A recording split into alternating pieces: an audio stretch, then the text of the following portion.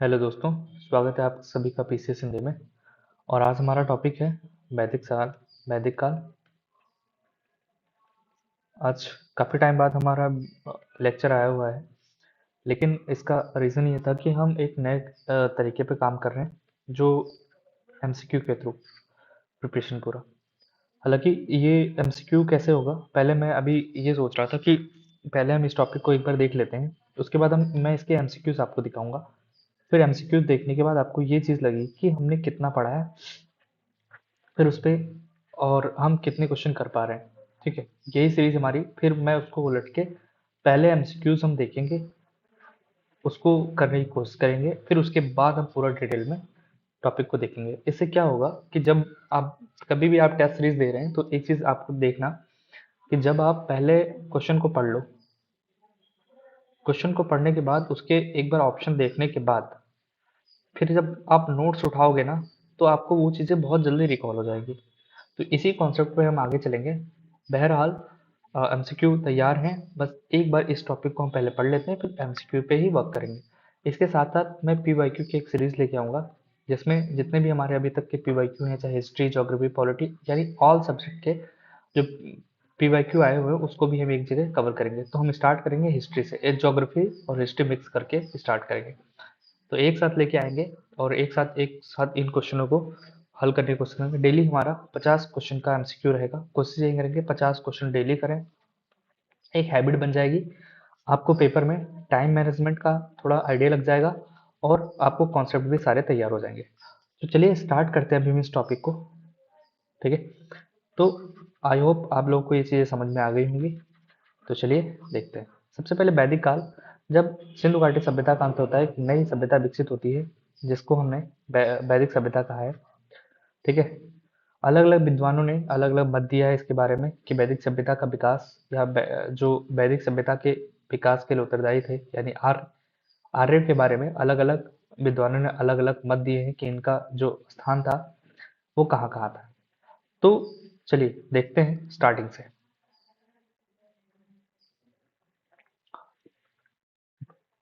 सबसे पहले आर्य शब्द आया कहाँ से? आर्य शब्द का मतलब होता है श्रेष्ठ, कुलीन या उत्तम होता है। क्या मतलब होता है? श्रेष्ठ, आर्य का मतलब होता है श्रेष्ठ, कुलीन या उत्तम। ठीक है, वैदिक काल क्यों नाम रखा गया? वेद का मतलब, वैदिक शब्द वेद से बना और जिसका मतलब होता है ज्ञान से।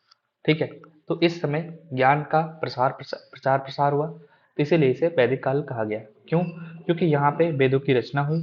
वेदों में कौन कौन? 4 वेद हमारे पास है। ऋग्वेद, यजुर्वेद, सामवेद और अथर्ववेद, ये 4 वेद हैं। तो इसके इसकी रचना हुई ऋषि मुनियों द्वारा। ठीक है, इसकी रचना हुई और अलग अलग इसके कई सारे ब्राह्मण, उपनिषद, ग्रंथ, अनेक चीजें, इसका विकास हुआ इस टाइम पे, या इनकी रचनाएं की गई। ठीक है, इसीलिए इसे वैदिक काल की संज्ञा दी गई। अब इस वैदिक काल को हमने 2 भागों में बांट रखा है। सबसे पहले एक होता है ऋग्वैदिक काल, जब ऋग्वेद की रचना हुई, और दूसरा उत्तर वैदिक काल, यानी ऋग्वैदिक काल के बाद जो चीजें हुई, अन्य वेदों की जो रचना हुई, उत्तर वैदिक काल। ठीक है, यानी वेदों के बाद का समय जो है उत्तर वैदिक काल। ठीक है, तो यहाँ हमने देख लिया आर्य सभ्यता का, वेद का अर्थ हमने देख लिया। आर्य सभ्यता क्या है? बेसिकली सिंधु संस्कृति के बाद विकसित हुई नवीन सभ्यता को वैदिक सभ्यता या आर्य सभ्यता कहा गया। आर्य एक भाषा सूचक शब्द है जिसका अर्थ श्रेष्ठ या कुलीन या उत्तम होता है। इतिहास का स्रोत क्या है? आर्यों का इतिहास मुख्यतः वेदों से ज्ञात है। आर्यों के बारे में जानकारी हमें कैसे मिलती है? वेदों से। ठीक है, तो लिखित साक्ष्य यहाँ पे है और इसको हम पढ़ भी सकते हैं। तो इतिहास का स्रोत क्या है? वेद। आर्यों के निवास स्थान के बारे में अलग अलग विद्वानों ने अलग अलग मत दिया है, तो उसके बारे में देख लेते हैं। जैसे कश्मीर व हिमालय क्षेत्र, यानी डॉक्टर एल डी कल्ल ने इसको कहा है कि ये जो आर्य थे इनका मूल निवास स्थान कहाँ था? कश्मीर अथवा हिमालय क्षेत्र था। पंडित गंगानाथ झा, इन्होंने ब्रह्मर्षि देश कहा है। डॉक्टर अविनाश चंद्र दास, ये सप्त सैन्य प्रदेश, तो ये इंपॉर्टेंट है, आपको याद रखना चाहिए। ठीक है, उसके बाद डॉक्टर एस त्रिवेदी, देविका प्रदेश या मुल्तान क्षेत्र बोला है। गार्डन चाइल्ड ने दक्षिणी रूस बोला है, ये भी आपका इंपॉर्टेंट है। मैक्स मूलर, मध्य एशिया, ये भी आपका इंपॉर्टेंट है। उत्तरी ध्रुव, पंडित बाल गंगाधर तिलक ने उत्तरी ध्रुव बोला। और तिब्बत में कौन पहुंच गए? स्वामी दयानंद सरस्वती पहुंच गए तिब्बत। तो ये अपने जो इंडिया के हैं ना विद्वान, उनके बारे में आपको पता होना चाहिए कि किसने किसने क्या कहा है। जर्मनी को बोला है हर्ट एंड पेंका ने, हंगरी गाइल्स ने। तो ये आपको कुछ चीजें इसमें याद रखनी चाहिए। अब मैंने बोला कि काल विभाजन एवं लोहे का प्रयोग। काल, इसमें हम देखा वैदिक काल को दो भागों में, ऋग्वैदिक काल, उत्तर वैदिक काल। टाइम पीरियड 1500 ईसा पूर्व से 1000 ईसा पूर्व, और उत्तर वैदिक काल 1000 ईसा पूर्व से 600 ईसा पूर्व तक का समय माना जाता है। ठीक है, अब देखिए बेसिकली मैं अगर बोलूं कि ऋग्वैदिक काल की चीजें क्या रही हैं, यहाँ पे लोहा नहीं था, लोहे के बारे में जानकारी नहीं थी, कांसे की जानकारी थी। कांसे की जानकारी इन लोगों को थी, किसको? ऋग्वैदिक काल के लोगों को। लकड़ी के हल वगैरह यहाँ पे प्रयोग किए जाते थे, इसलिए यहाँ पे पथरीली वगैरह जमीन थी तो लकड़ी के हल उतना उपयोगी नहीं थे, इसलिए कृषि का उतना व्यापक विस्तार नहीं हुआ। तो किसका प्रमुख कौन था इनका? पशुपालन। ठीक है, तो पशुपालन प्रमुख व्यवसाय था। ठीक है, ऋग्वैदिक काल में। ऋग्वैदिक काल में नदियों का भी अपना अलग महत्व है। जैसे नदी सूक्त में 21 नदियों का वर्णन है। 21 नदियों में सबसे इंपॉर्टेंट जो नदी रही है, महत्वपूर्ण नदी, वो हमारी सिंधु नदी महत्वपूर्ण नदी रही है। सबसे पवित्र नदी में बात किया गया है किसकी? सरस्वती की, जिसे अलग अलग नाम दिया गया है, नदी तमा, देवी तमा आदि नामों से उल्लेख किया गया है। ऋग्वैदिक काल में गंगा का एक बार और यमुना का 3 बार उल्लेख किया गया है। अर्थात जो ये क्षेत्र रहा होगा ऋग्वैदिक काल का क्षेत्र, ये बेसिकली सप्त सिंधु प्रदेश से गंगा तक विस्तृत रहा होगा, गंगा के आगे नहीं गया होगा, इसीलिए इस गंगा के बारे में ज्यादा जानकारी नहीं है। यहाँ यमुना नदी पहले आती है तो यमुना नदी का थोड़ा उल्लेख ज्यादा बार है, यानी इसके विस्तार में भी हम देख सकते हैं कि विस्तार बेसिकली पश्चिमी भारत, पश्चिमी उत्तर भारत और गंगा तो आपके बीच में इसका क्षेत्र विस्तृत था। ठीक है, सबसे पश्चिम में कौन था? काबुल, जो कि अफगानिस्तान में सबसे पूर्व में गंगा नदी के क्षेत्र में इसका विस्तार था। अफगानिस्तान की कुछ नदियां हैं, जैसे 4 नदियां हैं, कुर्मू, कुंभा, गोमती और सुवास्तु, इसका उल्लेख है। आपको अफगानिस्तान की 4 नदियां याद रखनी है। कुंभा मतलब काबुल, कुर्मू, गोमती, गोमल आदि ये नदियां इंपॉर्टेंट है। सप्त सिंधु प्रदेश की 7 नदियां थी, जो थी कौन कौन? सरस्वती, बिपाशा, परसुड़ी, बितिस्ता, सिंधु, शतुद्री तथा अस्किनी। इन नदियों के अलग अलग नाम हैं, जो हमें वर्तमान नाम इसके क्या है वो भी हम आगे देखेंगे। ठीक है, ये आपको मैच करने के लिए एग्जाम में आता है। ठीक है, गंगा और यमुना का भी मैंने बता दिया 3 बार, गंगा यमुना 3 बार, गंगा 1 बार। कश्मीर की एक और नदी का वर्णन है मरुद्वृद्धा, ये एग्जाम पॉइंट ऑफ व्यू से इंपॉर्टेंट है कि निम्न में से कौन सी कश्मीर मरुद्वृद्धा नदी पंजाब क्षेत्र से संबंधित है या उत्तर भारत के गंगा दोआब क्षेत्र से संबंधित है? तो आपको पता होना चाहिए कि नहीं, ये कश्मीर की एक नदी है। ठीक है, सिंधु नदी को हिरण्य भी कहते थे, हिरण्यनी। ठीक है, इसका सर्वाधिक बार उल्लेख हुआ है, आर्थिक महत्व से इसे ये नाम दिया गया है। इसके गिरने का स्थान क्या है? परावत यानी अरब सागर रहा है। ठीक, आपको याद करते सुनते चलना है, आपको ये सब चीजें दिमाग में बैठती जाएंगी। ठीक है, चलिए, सबसे पवित्र नदी हमने देखा सरस्वती है। ऋग्वेद में से माते तमा, देवी तमा, नदी तमा आदि नदियों में उत्तम, सर्वोत्तम ये नाम दिया गया है।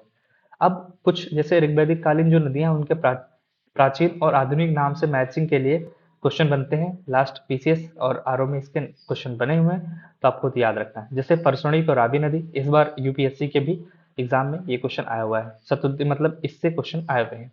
शतुद्री को सतलज, अस्किनी चिनाब, बितस्ता झेलम, बिपाशा बी से ब्यास, गोमती, गोमल, कुंभा, काबुल, सदानेरा, गंडक, कुर्मु, कुर्रम और सिंधु, इंडस आदि नामों से ये नाम इसके वर्तमान नाम है, आपको याद रखना है, ये इंपॉर्टेंट टॉपिक है। क्लियर है? चलिए आगे बढ़ते हैं। अब गंगा यमुना यमुना के दोआब क्षेत्र को एक नाम दिया गया ब्रह्मर्षि देश, तथा हिमालय एवं विंध्याचल पर्वतों के बीच के क्षेत्र को मध्य देश कहा गया है।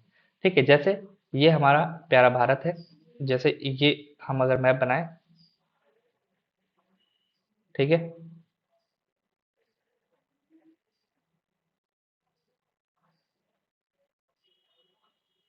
ये जो ये वाला जैसे हमने देखा गंगा और यमुना के बीच का ये वाला क्षेत्र हमारा ब्रह्मर्षि देश, और ये जो बेसिकली हिमालय, ये हिमालय हो गया और ये बीच में विंध्याचल पर, इस क्षेत्र के बीच को क्या नाम, मध्य देश नाम दिया गया। और पूरे उत्तर भारत में बाद में इसको आर्यव्रत कहा गया। पूरे उत्तर भारत को यानी इस वाले पार्ट को बाद में क्या नाम दिया गया, आर्यव्रत नाम दिया गया। क्या नाम दिया गया, आर्यव्रत नाम दिया गया। ठीक। अब अगर हम देखें इस वैदिक काल के जो विदेशी साहित्य है उस पे भी मिले हुए, जैसे बोगच कोई एशिया माइनर में, ठीक है, अभिलेख में ऋग वैदिक काल के देवताओं के नाम मिले हैं, कैसे इंद्र का, वरुण का, मित्र का, नासत्य यानी अश्विन का नाम मिला हुआ है यहाँ पे। ठीक है, तो ये भी हमें ध्यान रखना है। ऋग्वेद की अगर मैं मंडल का, जैसे अब मैं एक चीज यहाँ बता दूं, जैसे ऋग वैदिक काल जो समय रहा है, हमने वैदिक काल को 2 पार्ट्स में डिवाइड किया था। वैदिक काल को ऋग वैदिक काल और उत्तर वैदिक। ऋग वैदिक काल में ही ऋग्वेद लिखा गया, उत्तर वैदिक का अन्य वेद जो है उत्तर वैदिक काल में लिखे गए। अब ये एक और यहाँ पे अन्य 3 वेदों की रचना हुई। ठीक है, तो ऋग्वेदिक काल, ऋग्वेद में जो चीजें हुई उसके बारे में जान लेते हैं। ऋग्वेद के बारे में थोड़ा सा हम एग्जाम पॉइंट ऑफ व्यू से देख लेते हैं। ऋग्वेद के मंडल, सूक्त और रचयिता। ठीक है, कुल इसमें 10 मंडल हैं, 1028 सूक्त हैं। ठीक है, और इसमें रचाएं 10,552 है। 2 से 7 तक प्राचीन माने जाते हैं। सबसे नवा नवा जो मंडल है वो सबसे नवीनतम मंडल माना जाता है। ठीक है, गायत्री मंत्र का उल्लेख तृतीय मंडल में किया गया है और गायत्री मंत्र जो है सूर्य को समर्पित है। सूर्य को समर्पित है। नवा मंडल सोम को समर्पित है और 10वां मंडल, इसमें शूद्र शब्द का उल्लेख किया गया है।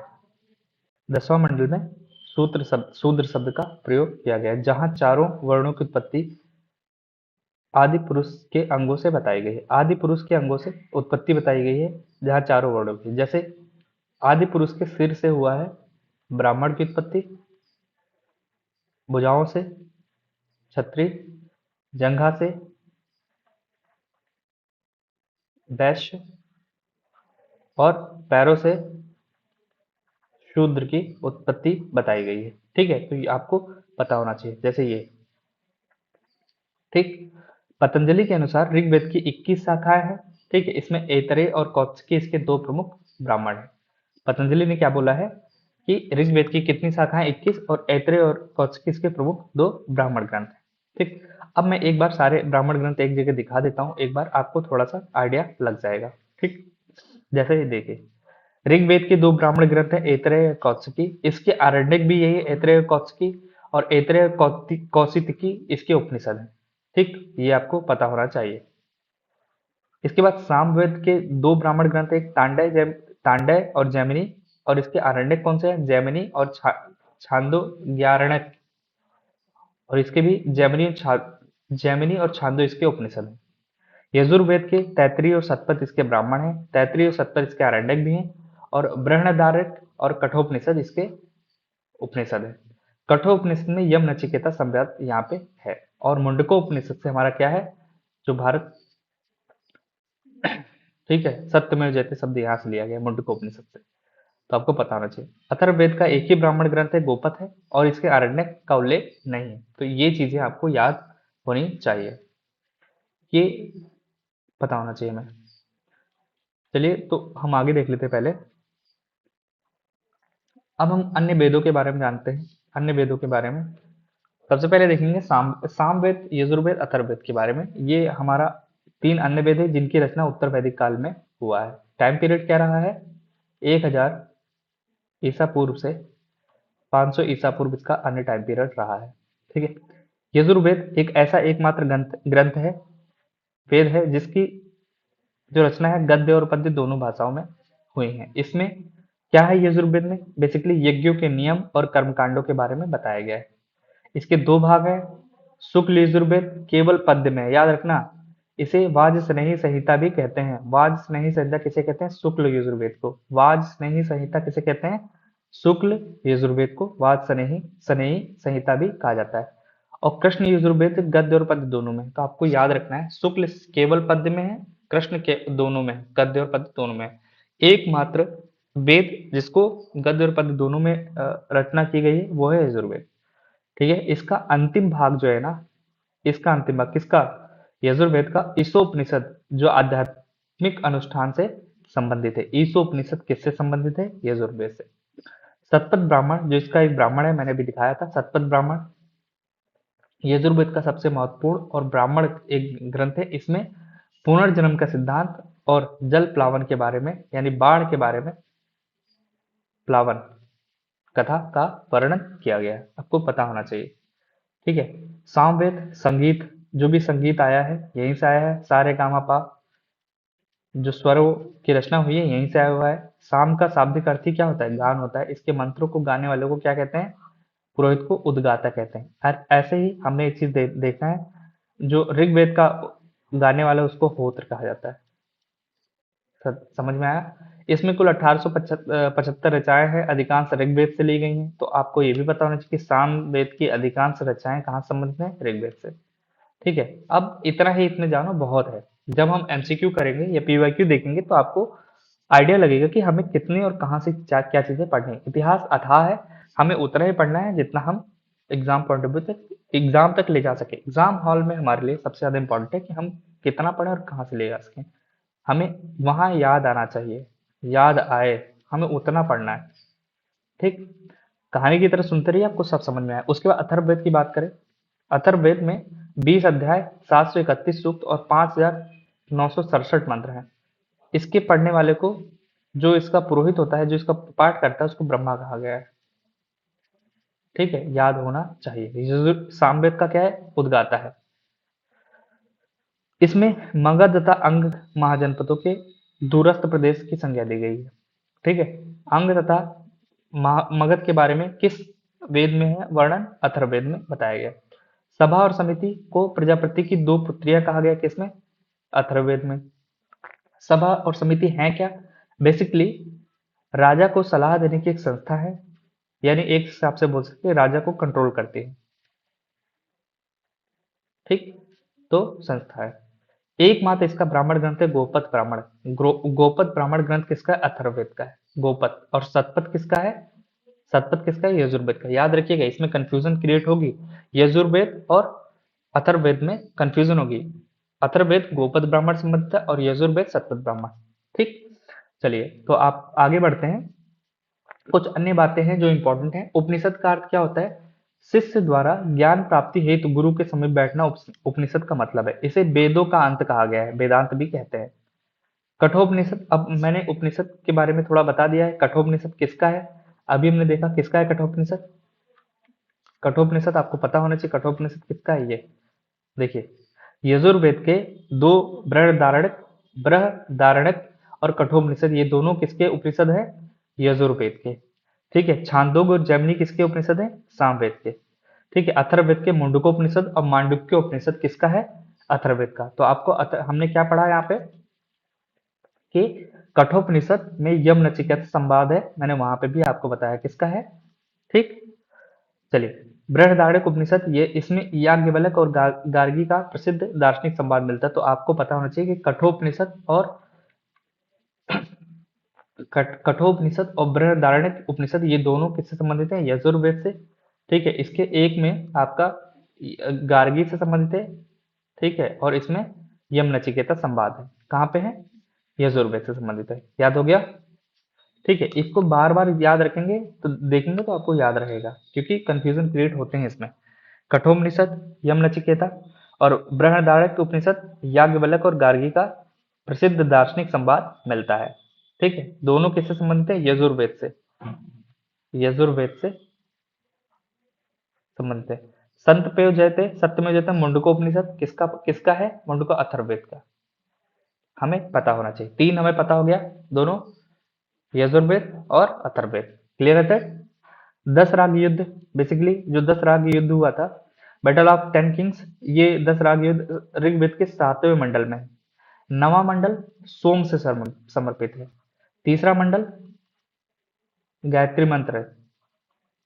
10वां मंडल किससे? वर्ण व्यवस्था से। आपको पता होना चाहिए। 7वां मंडल 10 राग युद्ध, इसमें 10 राजा सुदास और 10 राजाओं के बीच युद्ध लड़ा गया था। कहाँ पे? परसोड़ी, जिसको रावी नदी कहा गया, के तट पे लड़ा गया। और इसमें राजा सुदास कौन जीते थे? ठीक। पंचजन और 5 अन्य जातियां थी। 10 राजाओं को मिलाकर पंचजन और 10 ये, इसमें राजा सूरदास की विजय हुई। ठीक। प्रशासनिक और सामाजिक ढांचा की अगर हम बात करें तो पंचजन में कौन कौन थे? ऋग्वेद में अनु, दुहु, यदु, तुर्वस और पुरु को पंचजन कहा गया है। पंचजन आपको पता है, जो ये पंचजन थे ना, इसमें कौन कौन थे? ये अनु थे, दुहु थे, यदु, तुर्वस और पुरु थे। पंचजन कहा गया। राजा की स्थिति कैसी थी इसमें? अब जो राजा क्या मतलब होता है कि राजा बेसिकली रक्षा करेगा सबकी। ठीक है, तो राजा की स्थिति, राजा का पद अनुवांशिक नहीं था। क्या था? अनुवांशिक नहीं था। राजा भूमि का स्वामी भी नहीं था, बल्कि युद्ध का नेता होता था, युद्ध लड़ने जाता था। और युद्ध लड़ेगा तो इसको कुछ लोग दे देंगे सहायता, सहायता देंगे। इसको सहायता कौन देगा? पुरोहित देगा, सेनानी देंगे, ग्रामणी प्रमुख देंगे। और ठीक है, ये लोग इनकी हेल्प करेंगे, और ये लोग इनकी जो बड़ी होगा बैस वगैरह, इनको पैसा वैसा भी देंगे, मतलब एक टाइप से मुखिया बना के रखेंगे। ठीक है, अनुवांशिक नहीं होगा, समझ लीजिएगा। Clear result. और गुप्तचरों को स्पर्श और दुर्गपति को पूरब कहा गया है। दुर्गपति को पूरब और गुप्तचरों को क्या संज्ञा दी गई? स्पर्श कहा गया। ठीक है, सबसे छोटी इकाई कुल या परिवार होती है, जो पितृसत्तात्मक था।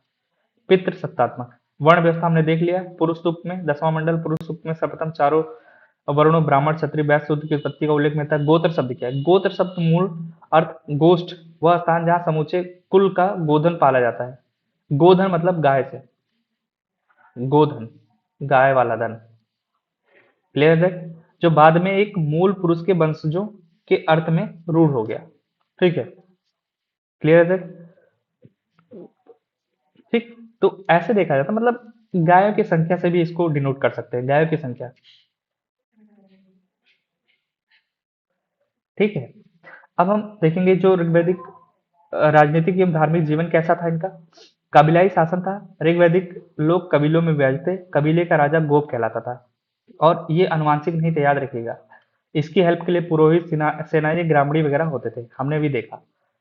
ग्राम का प्रमुख कौन था? ग्रामणी होता था। अब अगर प्रशासनिक पदानुक्रम की बात करें तो राजा सबसे ऊपर, फिर राजा के ऊपर पुरोहित होता था, पुरोहित से नीचे विस्पति। ठीक है, और उसके बाद ग्रामणी और फिर कुलप, परिवार का मुखिया कुलप। परिवार सबसे छोटी इकाई क्या थी? परिवार। ठीक है, शासन प्रणाली क्या थी? राजतंत्रात्मक थी। सलाहकार संस्थाएं, सभा और समिति। और यही देखेंगे जब उत्तर वैदिक काल आएगा तो ये जो सलाहकार संस्थाएं, सभा और समिति में महिलाओं की स्थिति और निम्न जातियों की स्थिति जो होगी वो ना खराब हो जाएगी। ठीक है, अभी जैसे ऋग्वैदिक काल में हम एक चीज पता है, जो ऋग्वैदिक काल है उसमें वर्ण व्यवस्था कर्म के आधार पे होगी, कर्म के आधार पे। लेकिन यही उत्तर वैदिक काल तक जाते जाते अनुवांशिक हो जाएगी, यानी जो वैश्य का जो वणिक होगा, वणिक का संतान होगी वो भी वणिक कहलाएगी। शूद्र के संतान शूद्र कहलाएगी।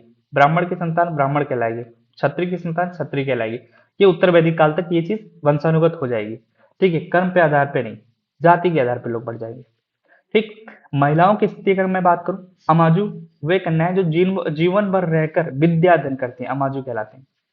जीवन भर अविवाहित रहेंगी। ठीक है, अमाजु कहते हैं। क्लियर है? अब विदुषी महिलाएं, देखिए विदुषी महिलाएं भी बेसिकली, विदुषी मतलब जो विद्वान वाली महिलाएं होंगी, विद्वती महिलाएं होंगी, जिनको ज्ञान होगा वो होंगी, लेकिन इनका विवाह होगा। लोप मुद्रा, घोषा, सिक्ता, अपाला और विश्वरा, ये विदुषी स्त्रियों का उल्लेख है जिन्होंने ऋचाओं की रचना की, यानी विद्वान महिलाएं। ठीक है, लोप मुद्रा जो थी ना, ये अगस्त ऋषि की पत्नी थी। लोप मुद्रा अगस्त ऋषि की पत्नी थी। क्लियर है? उत्तर ऋग्वैदिक काल में, ऋग्वैदिक काल में स्त्रियों की दशा काफी अच्छी थी। स्त्रियों की दशा कितनी बहुत अच्छी थी, और ये यज्ञों में भाग लेते थे। लेकिन यही उत्तर वैदिक काल आते आते इनकी दशा खराब हो जाएगी। ठीक है, और ये यज्ञ में भाग लेने लगी। ठीक है, और इनका सभा में इनका प्रवेश वर्जित हो जाएगा, समिति में कुछ नियंत्रित हो जाएगा, ये सब चीजें रहेंगी। उत्तर वैदिक काल आते आते इनकी जो स्थिति होगी खराब हो जाएगी। ठीक है, और ये सब चीजें हैं। अब इसके अलावा प्रथाएं क्या थी? ऋग्वैदिक काल में प्रथाएं क्या थी? जैसे कुप्रथाओं का अभाव था, समाज में बाल विवाह नहीं था, सती प्रथा नहीं था, पर्दा प्रथा नहीं था, ये सब नहीं थी। क्या था? विधवा विवाह था, यानी जिनके पति का देहांत हो जाता था वो विवाह कर सकते थे, विवाह कर सकते थे। ठीक है, दोबारा से विवाह कर सकते थे। नियोग प्रथा, ये सब उसमें था। प्रचलित प्रथाएं थी। विवेक विवाह के भी दो प्रकार होते हैं, अनुलोम और प्रतिलोम। अनुलोम विवाह का मतलब होता है उच्च वर्ण से निम्न वर्ण, और प्रतिलोम का विवाह निम्न वर्ण से उच्च वर्ण में विवाह। पुरुष जो है, पुरुष अगर उच्च वर्ण से निम्न वर्ण में विवाह कर रहा है तो अनुलोम हो गया, और अगर पुरुष निम्न वर्ण से उच्च वर्ण में विवाह करते तो उसको प्रतिलोम विवाह कहते थे। तो विवाह के दो प्रकार प्रचलित थे, किसमें? ऋग्वैदिक काल टाइम। आर्थिक जीवन एवं कृषि व्यापार क्या था? देखिए, आर्थिक जीवन इसमें शुरुआत में जो ऋग्वैदिक काल होगा पशुपालन पे होगा। मैंने रीजन बताया कि भैया इस टाइम पे लोहा नहीं है, लोहा नहीं है, कोई ठोस धातु नहीं है जिससे जंगल या जंगलों को काटा जा सके, जुताई में हेल्प किया जा सके, ठीक है। तो क्योंकि लकड़ी के हल नहीं ज्यादा पथरीली जमीन में नहीं चल पाएंगे, टूट जाते थे, इसी वजह से यहाँ पे ज्यादातर प्रेफर किसको किया गया? पशुचारण पे। पशुचारण, ठीक है, पशुचारण यानी पशु अर्थव्यवस्था पशु पर आधारित थी ज्यादा। और युद्ध भी, अनेक युद्ध भी जो लड़े गए वो पशु गाय के लिए लड़े गए थे, ठीक है। गाय को अगन्या ना मारने वाला पशु भी, जिसके पास जितनी ज्यादा गाय होती थी वो ज्यादा अमीर माना जाता था, ठीक है। जैसे अभी मैंने बोला कि जो गोत्र शब्द आया ना, गोत्र ये गायों से ही आया, क्लियर है सर? तो आपको पता होना चाहिए इतना, ठीक है। जैसे आर्थिक ऋग्वैदिक आर्यों की संस्कृति मुख्यतः ग्रामीण थी, पशुपालन मुख्य व्यवसाय था, और कृषि का स्थान गौड़ था, मतलब सेकंड स्थान। थोड़े बहुत कृषि हो जाती थी, जितने लकड़ी के हल से, तांबे के जो प्रयोग होता था उससे, तांबे का प्रयोग न्यूनतम ही होता था, उससे जो हल थोड़ा बहुत खुदाई उदाई में यूज करके थोड़ी बहुत कृषि होती थी, मतलब द्वितीय का स्थान था। पवित्र पशु गाय को सबसे महत्वपूर्ण पशु और विनिमय का माध्यम भी माना जाता था, ठीक है, ना मारने वाला कहा गया है। कृषि का शब्द का उल्लेख किया गया है ऋग्वेद के प्रथम और 10वें मंडल में, ठीक है। आपको पता होना चाहिए कि 2 से 7 तक प्राचीन मंडल थे, पहला और 10वां बाद में जोड़े गए सब, ठीक है, ये सब बाद में जोड़े गए। तो प्रथम और 10वें मंडल में कृषि का उल्लेख किया गया, तो आपको पता होना चाहिए कि ऋग्वेद में ये जो मंडल बाद में जोड़ा गया, जिसमें बाद वाले टाइम में कृषि का थोड़ा बहुत हो ना, तो इसका उल्लेख किया गया वहां पे। पूरे ऋग्वेद में केवल 24 मंत्रों में ही कृषि का वर्णन मिलता है। उपजाऊ भूमि को उर्वरा या क्षेत्र कहा जाता था, क्लियर। चलिए, उद्योग क्या था इसमें? समाज में तक्षा यानी बढ़ई थे, स्वर्णकार भी थे, चर्मकार भी थे, वाय मतलब जुलाहे, और कर्मा मतलब धातु कर्म करने वाले का भी उल्लेख मिलता है। कताई बुनाई का कार्य स्त्री और पुरुष दोनों करते थे, ठीक। ऐसा नहीं कि सिर्फ महिलाएं ही कताई कर रही हैं, नहीं, पुरुष भी कताई का काम करते थे। व्यापार, पणी। पणी व्यापार विनिमय बार्टर सिस्टम पे आधारित था। व्यापार, व्यापार करने वाले व्यापारियों को पणी कहा जाता था। अभी मैंने बोला कि गाय का भी यूज करते थे ये लोग, मतलब व्यापार में, ठीक है। मुद्रा, मुद्रा कहते हैं एक निष्क मुद्रा का उल्लेख, बेसिकली एक प्रकार का गले का आभूषण हार होता था, आभूषण होता था, सोने का होता था ये। धातुओं से परिचित थे, लोहे से परिचित नहीं थे, हालांकि ये लोग केवल तांबे या कांसे यानी अयस्क से परिचित थे, ठीक। तो आपको पता होना चाहिए। अभी मैंने ब्राह्मण ये ग्रंथों के बारे में बात कर ली, आपको याद होना चाहिए ऋग्वेद, ऐतरेय, कौशिकी, सामवेद, तांडव, जैमिनी। जैमिनी आपको सामवेद से मिलता है, गोपद अथर्ववेद से, तैतरी और शतपथ यजुर्वेद से, ठीक है। मुंडकोपनिषद, मांडुक्य अथर्ववेद से, और ये बृहदारण्यक और कठोपनिषद यजुर्वेद से। छांदोग और जैमिनी किससे संबंधित है? सामवेद से संबंधित है। अब कुछ दर्शन और प्रवर्तक आप देख लेते हैं, यहाँ से इंपॉर्टेंट है। चारवाक दर्शन, चारवाक इसके प्रवर्तक रहे हैं। योग पतंजलि, ये मैचिंग करने के लिए डायरेक्ट आता है। सांख्य कपिल से। न्याय गौतम ने न्याय दिलवाया, गौतम ने न्याय दिया। आपको याद होना चाहिए जो बुद्ध धर्म आएगा तो गौतम बुद्ध न्याय के प्रवर्तक, तो आपको न्याय से गौतम याद है। पूर्व मीमांसा जैमिनी, जैमिनी पूर्व मीमांसा से मतलब, उत्तर मीमांसा बादरायण, बाद में। उत्तर मीमांसा, उत्तर मतलब बाद, उत्तर बाद में देंगे तो बादरायण। वैशेषिक कणाद, और यही परमाणु कणाद, वैशेषिक कणाद, ठीक है। परमाणुओं की जो पहली बार बात की थी, एटॉमिक की बात यहीं पे यहाँ पे मिलता है, ठीक है। परमाणु सिद्धांत यहीं से आया है, वैशेषिक से, इसी से। वेदांग क्या है? वेदांग मतलब उद्देश्य, वेदों को सही ढंग से समझने के लिए वेदांगों की रचना की गई है, और ये भाषा गद्य भाषा में लिखे जाते थे। वेदांग कौन सी भाषा में? गद्य भाषा में। वेदांगों की कुल संख्या कितनी है? 6 है। शिक्षा, कल्प, व्याकरण, निरुक्त, छंद और ज्योतिष, ये वेदांगों की संख्या है।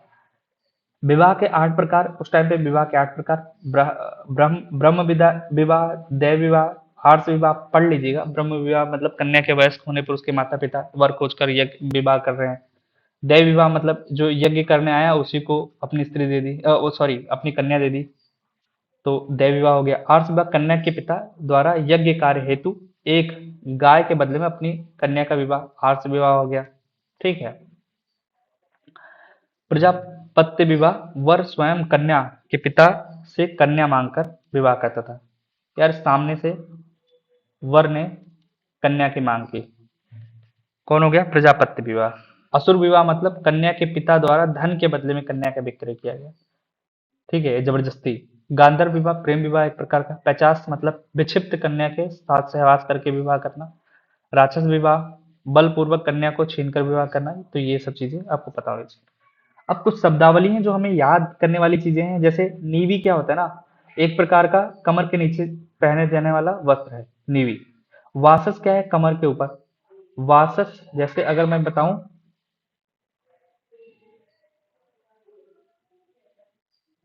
कमर के ऊपर पहना जाने वाला ये हो गया वासस, और कमर के नीचे पहना जाने वाला नीवी। नीवी।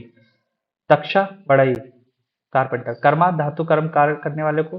बेक नट नाट सूदखोर कह लेते, ब्याज पर ऋण देने वाला। अरित्र पतवार और अरित्री नाविक। अरित्र से ये बड़ी लगान तो नाविक हो जाएगा। ठीक, पतवार चलाने वाला। विभिन्न राजाओं के नाम, जैसे अब यहाँ पे ना वैदिक काल में अलग अलग दिशाओं के शासकों को विशेष उपाधि, जैसे मध्य में जो कर रहा है उसको राजा कहते थे, बीच में राजा हो गया। ऊपर जाएंगे तो भैया उत्तर में विराट, विराट स्वरूप दिखा उत्तर में। दक्षिण में भोज हो गया, भोज दक्षिण में। भोज याद रखना, एमपी भोज, ऐसे कुछ थोड़ा सा निमोनिक शब्द हम यूज करते हैं। पश्चिम में स्वराट और उत्तर में विराट हमने देख लिया। पश्चिम में स्वराट और ये पूर्व में सम्राट। क्लियर है?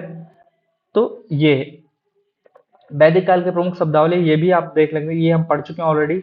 उर्वरा, अगन्या, यव मतलब जौ, लांगल मतलब हल, बरसब बैल, गोधुम गेहूं, हिरण्य सोना, करीस मतलब गोबर की खाद, तंदुल धान। Wait a minute. अनस को बैलगाड़ी, बैलगाड़ी अनस हो गया। ठीक है, इतना हमें पता होना चाहिए। अब जैसे मैंने शुरू में ये बता दिया कि ऋग्वेद को पढ़ने वाला होत्र, इसका उपवेद हमें आयुर्वेद पता होना चाहिए। आयुर्वेद ऋग्वेद का उपवेद है, यजुर्वेद का धनुर्वेद है। यजु धनु, यजु धनु अर्ध, इसको अर्ध, अर्ध अर्धयु, इसको पढ़ लीजिएगा। थोड़ा सा टफ लगता है इसका पढ़ने में, बट इसको थोड़ा ध्यान दे दीजिएगा। ठीक है। सामवेद को उद्गाता, इसके पढ़ने वाले को। गंधर्व वेद इसका उपवेद है।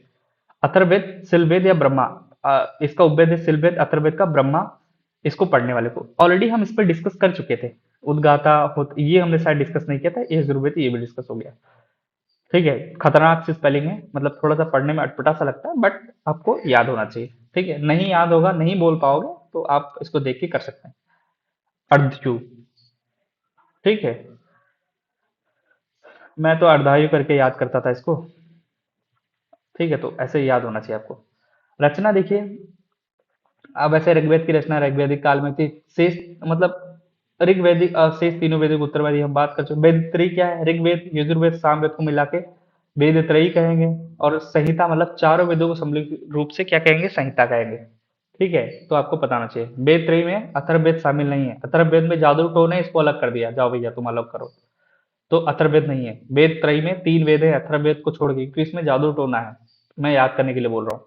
ठीक है, तो आपको ऋग्वेद यजुर्वेद और सामवेद पता होना चाहिए।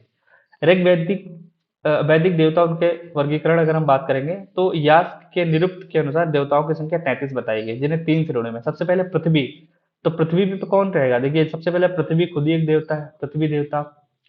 अग्नि भी पृथ्वी पे ही पाई जाती है, तो अग्नि देवता हो गए। बृहस्पति, क्योंकि किसके गुरु थे? देवों के गुरु थे बृहस्पति, तो बृहस्पति भी नीचे रहेंगे। और सोम, ठीक है, सोम, सोम भी एक प्रकार। ठीक है, तो ये भी एक किसके देवता है? सोम पृथ्वी के देवता है। तो आपको ये 4 पता होना चाहिए। अंतरिक्ष के देवता कौन कौन से रहेंगे? इंद्र, पर्जन्य। अंतरिक्ष और आकाश में अंतर होता है। रुद्र और जल, आप मतलब जल और वायु मतलब वात, हवा। ये सब अंतरिक्ष में, जो जो अंतरिक्ष में वो अंतरिक्ष के देवता। इंद्र, पर्जन्य, रुद्र। आप, आपा यानी जल, वायु यानी वात। आकाश के देवता कौन है? वरुण, सूर्य। ठीक है, आकाश अंतरिक्ष में अंतर होता है। ये मान लीजिए पृथ्वी हो गई, ये अंतरिक्ष हो गया, ये आकाश हो गया। आकाश सबसे ऊपर ऊपर आकाश। आकाश के देवता वरुण हो गया, सूर्य हो गया, मित्र, पूषण, विष्णु और अश्विन। ये आकाश के देवता हैं। कौन कौन से? वरुण, सूर्य, मित्र, पूषण, विष्णु और अश्विन। ये आपको याद होना चाहिए। अब जैसे इंद्र को पुरंदर कहा गया है, किलों को तोड़ने वाला, विश्व का स्वामी कहा गया है, ऋग्वेद में से 250 सूक्त समर्पित किया गया है इनको। ठीक है, ये युद्ध और वर्षा के देवता हैं। दूसरे मुख्य देवता हैं अग्नि, 200 सूक्त। तीसरे इंपॉर्टेंट देवता है सोम, देवताओं में तीन है। इनके लिए नौवां मंडल समर्पित है, पूर्ण सोम को समर्पित है। क्लियर है? चलिए, उसके बाद वरुण। वरुण समुद्र के देवता या नैतिक व्यवस्था का इनके प्रधान भी रतस्य गोपा माना गया है। ईरान में अहुर मजदा और यूनान में ओरानोस कहा गया है इसको। पूषण वनस्पतियों और औषधियों के देवता, और बाद में यही उत्तर वैदिक काल में पशुओं के देवता बन जाते हैं। अरण्य जंगल की देवी कहा गया है। जंगल की देवी कौन है? अरण्यानी। सरस्वती ज्ञान की देवी। तो ये थोड़ा सा आपको पता होना चाहिए। एक्चुअली पूषण ना, ये बाद में उत्तर वैदिक काल में पशुओं के देवता बन जाएंगे। ठीक है, प्रमुख देवता। क्लियर है सेट? उसके बाद हम कुछ सभा और समिति की बात है। जैसे नियंत्रण, बेसिकली सभा और समितियां ये क्या करती थी ना, ये नियंत्रण करती थी किस पे? राजा पर। यानी राजा की निरंकुशता और नियंत्रण पर रखती थी। अथर्ववेद में प्रजापति की दो पुत्रियां कहा गया है। सभा यह कुलीन या वृद्ध लोगों की संस्था थी, 8 बार उल्लेख है। समिति सामान्य जन संस्था थी, इस पर 9 बार उल्लेख किया गया है। महिलाओं की स्थिति बेसिकली अगर देखा जाए तो मैंने बता दिया था, उत्तर वैदिक काल में आते थे भागीदारी पूरी तरह बंद कर दी गई और समिति का प्रभाव कम हो गया। सभा में महिलाएं की भागीदारी कम हो गई और समिति में प्रभाव कम हो गया। तो ये आपको पता होना चाहिए। अब यहाँ पे सतपथ ब्राह्मण, जो कि यजुर्वेद से संबंधित है, यजुर्वेद का ब्राह्मण है, उसमें 12 रत्न प्रमुख अधिकारियों के बारे में चर्चा की गई है। क्या क्या है वो? पुरोहित है, सेनानी, ग्रामणी, आपको ये महसी राजा के पटनारी पटरानी, सूत, रथ, जो होता था रथ का, रथ सेना का नाम। आपने जिसमें पुरानी मूवियां पिक्चरें देखी होंगी पुरानी, जिसमें भक्ति टाइप में जो होंगी, तो अगर कोई रथ संचालन करो तो सूत कहते हैं। आपने सूत नाम सुना होगा पहले। संग्रहिता, संग्रह करेगा कोषाध्यक्ष। भाग दूध, कर एकत्र करने वाले अधिकारी। अच्छवाप, पासा खेलने में राजा का सहयोगी। पालागल, विदूषक कहते थे। छाता, प्रतिहारी या द्वारपाल होता था। अब यहाँ पे कई प्रकार के यज्ञ होते थे। राजसू यज्ञ मतलब राजा का अभिषेक, राज्य अभिषेक होता था। आपने नाम सुना होगा जैसे कि जिसमें घोड़ा छोड़ा जाता था। ठीक है, ये तो इसमें राजा की शक्ति का वर्णन, राज्य अभिषेक किया जाता था। ठीक है, जिसको घोड़ा छोड़ते थे, अश्वमेध यज्ञ। जहां जहां घोड़ा जाता था और उसको कोई रोकता नहीं था, तो वो उनका इलाका माना जाता था जिसने छोड़ा है। ठीक है, अश्वमेध यज्ञ।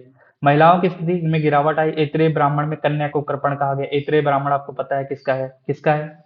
ऋग्वेद का ब्राह्मण है। ऐतरेय ब्राह्मण में कन्या को कृपण, दुख का कारण माना गया है। मैत्रिणी संहिता में स्त्री को द्यूत, मैत्रायणी संहिता में स्त्री को द्यूत, जुआ और मदिरा शराब की श्रेणी में रखा गया है। तो आपको ये पता होना चाहिए। चार आश्रम जो हैं, जीवन को 100 वर्ष मानकर 25-25 में डिवाइड किया गया है। ठीक है, सबसे पहले ब्रह्मचर्य 25 तक, 50 तक गृहस्थ, और ये 25 से 50 तक गृहस्थ, 50 से 75 तक आपका वानप्रस्थ, और 75 से 80 100 तक संन्यास। ये और संन्यास का वानप्रस्थ, इसका मतलब उल्लेख जाबालो उपनिषद में सबसे पहले मिलता है। छांदोग्य उपनिषद में 3 आश्रमों का उल्लेख है। उपनयन संस्कार बेसिकली ब्राह्मण बालक का बसंत ऋतु में 8 वर्ष के, उसमें क्षत्रिय का ग्रीष्म ऋतु में 11 वर्ष के, तो वैश्य का शरद ऋतु में 12 वर्ष की उपनयन होता था। गायत्री मंत्र द्वारा इनको दीक्षा दी जाती थी, पता होना चाहिए। उपाध्याय मतलब जीविका उपार्जन हेतु वेद वेदांत पढ़ाने वाला जो अध्यापक, उसको उपाध्याय कहते हैं। और ब्रह्मवादिनी या सद्योद्वाह जीवन भर आश्रम में रहकर शिक्षा प्राप्त करने वाली कन्याएं कहलाती थी। विवाह पूर्व तक शिक्षा प्राप्त करने वाली कन्याएं सद्योदिवाह कहलाती थी। अब जैसे ये आपको पता है कि पंच महायज्ञ सामाजिक व्यवस्था, बेसिकली ब्रह्म जो यज्ञ होगा ऋषियों को समर्पित होगा, देव देवताओं को, पितृ पितरों को, मनुष्य मानव कल्याण के लिए, भूत यज्ञ समस्त जीव और प्राणियों को, ठीक है, कल्याण हेतु तो बलि दी जाएगी। तो ये सब आपको पता होना चाहिए। आर्थिक धार्मिक दार्शनिक तथ्य क्या है? ठीक, काटक संहिता में 24 बैलों द्वारा हल खींचे जाने का उल्लेख है काटक संहिता में। लोहे को कृष्ण अयस्क कहा गया है। अयस्क मतलब तांबे को अयस्क कहा गया है और लोहे को कृष्ण अयस्क कहा गया है। ऋण या ब्याज तैतृय संहिता में ऋण के लिए कुसीत तथा शतपथ ब्राह्मण में उधार देने वाले कुसीदीन शब्द मिलता है। आपको याद आना चाहिए, इंपॉर्टेंट है। धार्मिक बदलाव, ऋग्वेदिक देवताओं के स्थान पर उद्धव वैदिक काल में प्रजापति, विष्णु एवं रुद्र, शिव जिसको कहा गया है प्रमुख देवता बने। पशु बलि को प्राथमिकता दी जाने लगी। ठीक है, और इसी पशु बलि जब दी जाने लगी ना, यही बाद में जैन और बौद्ध धर्म का उत्पत्ति के कारण बनेंगे। ठीक है, क्यों बनेंगे हम वहां पे डिस्कस करेंगे, बहुत अच्छे समझेंगे इसको। पुरुषार्थ क्या है? जीवन को चार प्रमुख पुरुषार्थ धर्म, अर्थ, काम और मोक्ष, चार पुरुषार्थ हैं जीवन में। जीवन में चार पुरुषार्थ बताए गए। संस्कार और विवाह, ग्रह सूत्रों में 16 प्रकार के संस्कारों तथा 8 प्रकार के विवाहों, ब्रह्म ये हमने पढ़ लिया, का वर्णन किया गया है। ठीक है, तो बस इसी के साथ हमारे ये वैदिक काल खत्म होता है। सारी इंपॉर्टेंट चीजें हमने कवर कर ली, उत्तर वैदिक काल, ऋग्वैदिक काल, सब कुछ देख लिया। अब आपके लिए एमसीक्यू है। मैं पहले एमसीक्यू अपने टेलीग्राम चैनल पे डाल दूंगा। टेलीग्राम चैनल का लिंक है PCS Hindi, PCS Hindi search करेंगे आपको मिल जाएगा। और नहीं मिलेगा तो मैं इसको अपने डिस्क्रिप्शन में डाल दूंगा इस चैनल के, आपको वहां से मिल जाएगा। तो आप जुड़िए और सारे पीडीएफ वहां पड़े हुए हैं, धीरे धीरे पीडीएफ डाले जाएंगे। और ये भी पीडीएफ वहीं मिल जाएगा, आप इसको प्रिंट आउट करा के आप बेहतरीन पढ़िए, कोई दिक्कत नहीं है। ठीक है, और ये सब चीजें यहीं तक। इसके बाद हम एमसीक्यू की पीवाईक्यू लेके आएंगे कल। इसका अगले जो वीडियो आएगी उस पीवाईक्यू होगा, प्लस अगले हम पीवाईक्यू को मैं सोच रहा हूँ पहले डाल दिया करूंगा, सॉल्व बाद में कराऊंगा। ठीक है, पीवाईक्यू प्लस एमसीक्यू जो भी मुझे कराना है पहले मैं डाल दूंगा, सॉल्व हम बाद में करेंगे, जिससे आप वहां से डाउनलोड करके खुद करने की कोशिश करें, फिर समझेंगे इसको। ठीक है, तो आज के लिए इतना ही। Thank you so much. जय हिंद, जय भारत।